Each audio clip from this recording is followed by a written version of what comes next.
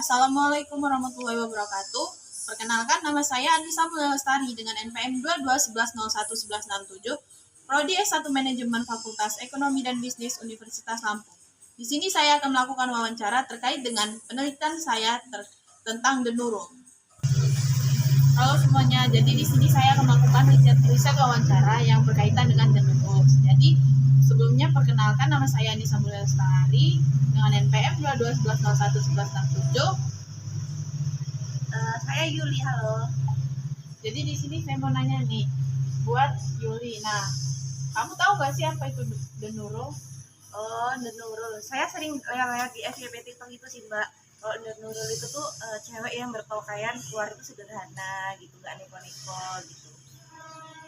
Nah, biasanya kalau misalnya kan kadang bukan di TikTok. Nah, kalau misalnya yang sering lewat FYP kamu tuh Denuro tuh biasanya tuh nongkrong-nongkrongnya di mana gitu, atau ada tempat nongkrong tersendiri nggak sih? Oh, biasanya kalau Nurul itu tuh biasanya nongkrongnya di tukang seblak, di tukang mie ayam, tukang bakso, tempat-tempat yang kayak gitu lah, misalnya di pinggiran gitu, di gacoan. Nah, terus tuh menurut Yuli sendiri nih, ada nggak sih dampak dari Denuro ini sendiri? Nah, baik itu dampak positif ataupun dampak negatifnya sendiri. Menurut saya dampak positifnya ya mereka kan berpakaian sederhana, jadi mereka itu ya keluar buat makan-makan ya, dampaknya positifnya untuk pelaku usaha mereka mendapatkan keuntungan. Tapi kalau misalnya dampak negatif sepertinya menurut saya tidak ada, karena mereka itu tidak merugikan orang lain sih, Mbak.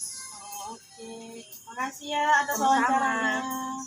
Nah, jadi sebelumnya perkenalkan, nama saya Anissa. Nah, jadi di sini saya nih mau ngelakuin riset wawancara yang berkaitan dengan Denuro. Mbaknya sendiri boleh perkenalkan diri?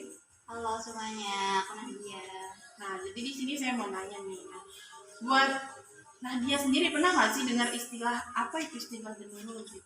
Denurul, aku sering dengar itu, sering juga dipakai sama teman-teman aku. Kalau sebenarnya Denurul itu tuh bener-bener sering dipakai lah sama generasi-generasi kita ini. Kalau misalnya buat perspektif kamu sendiri gitu ya, gambaran kamu sendiri gitu, Denuro itu yang kayak gimana sih gitu? Menurut aku ya, dari perspektif aku sendiri, si Denurul ini tuh lebih ke cewek-cewek yang kalau dia mau keluar, entah itu mau jajan atau gimana gitu, dia tuh pakaiannya tuh kayak yang simple gitu loh, kayak cuma pakai cardigan, pakai apa namanya tuh blazer gitu aja.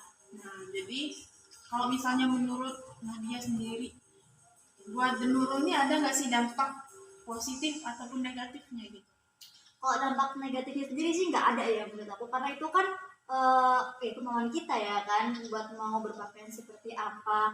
Tapi kalau untuk dampak positifnya tuh ya, bagi para pelaku usaha yang punya jenis pakaian yang nggak aneh-aneh dan juga apa namanya tuh nggak yang ribet gitu, itu bakalan jadi ini sih kayak trending banget sih, karena kan mereka itu akhirnya berlomba-lomba buat ngebeli pakaian-pakaian yang benar-benar simple kayak gitu.